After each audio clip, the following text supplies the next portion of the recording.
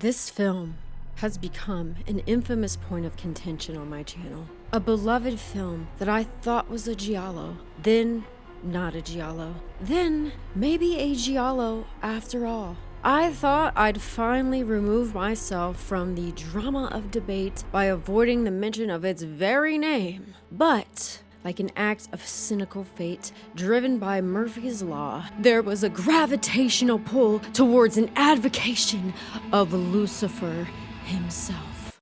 So, I finally watched Suspiria, the 2018 version.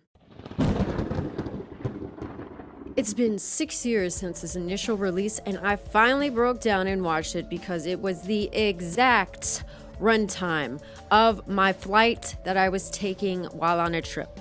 I remember hearing of the remake a few months before it initially came out, and I was offended at the idea. I mean, come on. Many people were excited at the idea, and when I say many people, I mean probably like just a handful because, yeah, I mean, not everybody knows. 1977 Italian horror film that was by a man named Dario Argento. Every time I tried to tell my friends, they'd be like, what?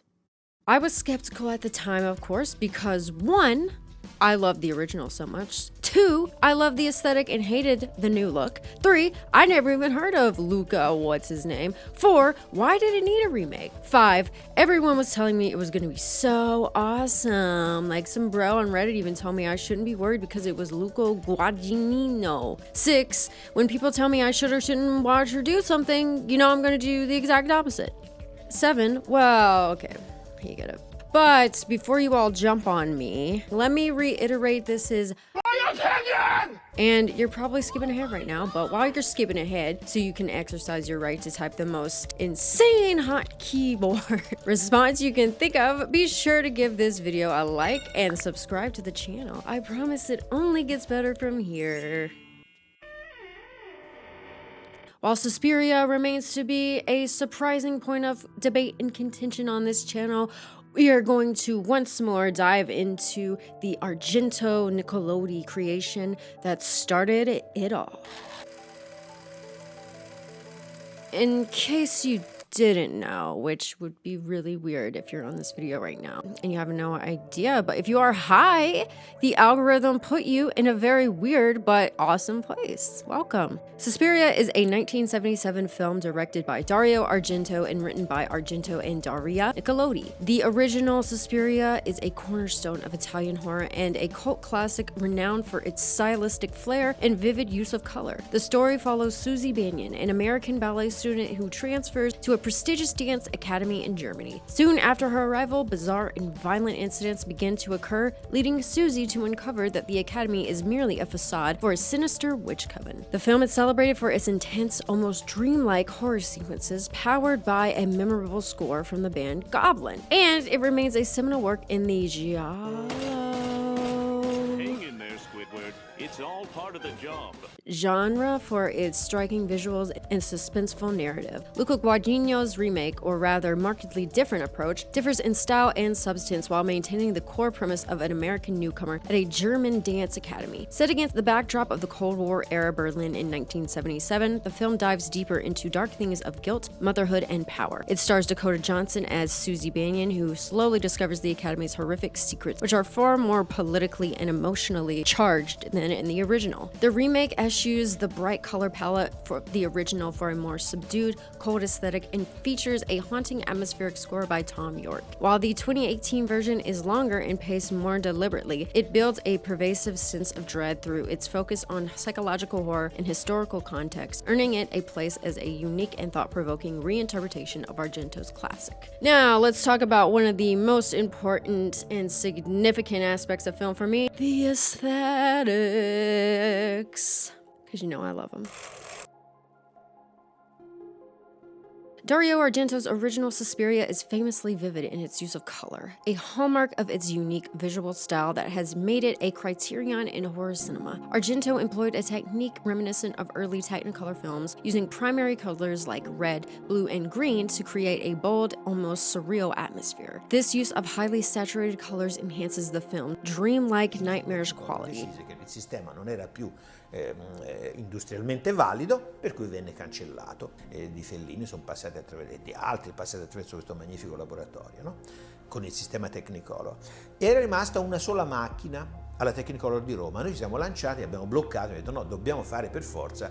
Suspiria ha bisogno di questo, visto che noi già in ripresa utilizziamo un contrasto di colori così violento, vogliamo esaltarlo ancora nel momento della stampa. Quindi hanno lasciato la macchina, abbiamo stampato con il sistema Technicolor, abbiamo fatto le 3 matrici, addirittura per aumentare il contrasto del colore abbiamo tolto tra una matrice e l'altra, veniva messo una specie di leggero filtro diffusore per ammorbidire i bordi, che la matrice del verde andava un po' spostata, si spostava un po' rispetto a quella del rosa, a quella del blu, c'era una leggera diffusione. Noi abbiamo deciso di far togliere questo filtro perché ogni colore restasse assolutamente puro, e in un dettaglio in cui un'attrice si mette della lacca rossa sulle unghie, The color red in colore particular uscisse fuori dominates, symbolizing danger, passion, and blood, crucial themes throughout the movie. This choice contributes to the film's intense and unsettling mood, making the horror not just visceral, but also a visual spectacle. Contrasting sharply with Argento's approach, Luca Guadagnino's remake opts for a more muted, earthy palette that reflects the film's thematic depth and historical setting. The colors in the 2018 version are desaturated, employing shades of gray, brown, and pale green, which evoke the bleak, divided landscape of Cold War-era Berlin. This choice of color palette complements the film's exploration of themes like guilt and repression, giving it a grounded, almost oppressive atmosphere. The sparing use of vibrant color in Guadagnino's film is strategic, reserved primarily for scenes of supernatural occurrences or intense emotion, thus heightening their impact against the otherwise grim aesthetic. The difference in color usage between the two films underscores their differing approaches to horror. Argento's Suspiria uses its explosive color scheme to disorient and shock the viewer, aligning with the more fantastical elements of the story. In contrast, Guadagnino's palette serves to anchor the horror in a more realistic, tangible world, where the terror feels all the more plausible because of its subdued presentation. The original stylistic, almost operatic approach to horror through chromatic excess makes the supernatural elements pop, whereas the remake's restrained visuals amplify the psychological and historical horror, making it feel more intimate and disturbing. Each director's choice in color significantly shapes the viewer's emotional and psychological engagement with the film, defining their distinct narratives and atmospheres.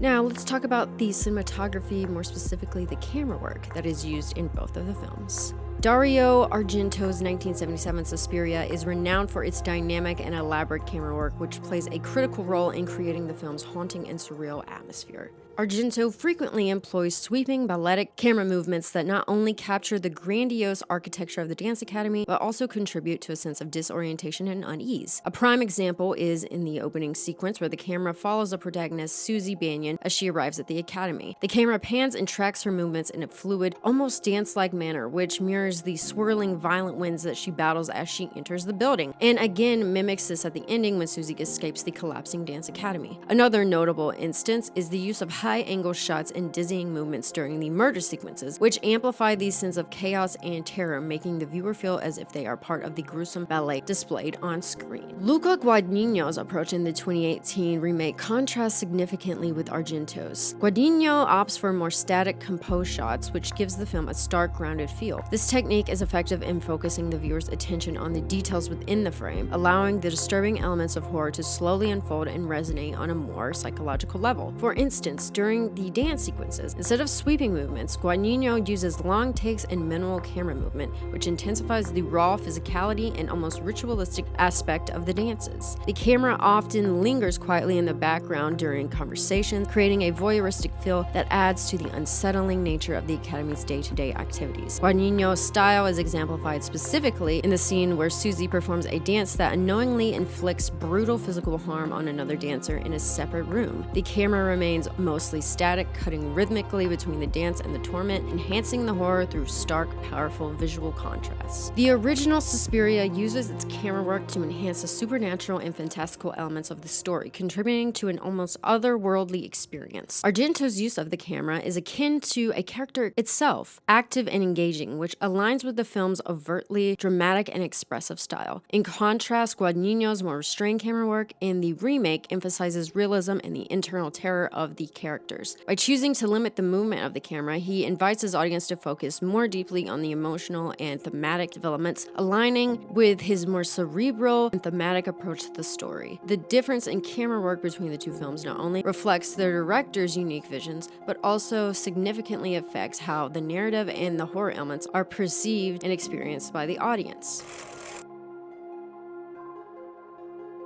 Hey everybody, it's editing me. Guess what? This video ended up being way longer than what I originally thought, so actually I'm ending it here. So you get to hear from wigless me. Thanks for watching this video. Make sure you subscribe, hit that like button, and stay tuned for the next part of this video, as well as the other parts that are to come. So yeah, stay tuned. Stay safe, and I'll see you in the next video. Bye.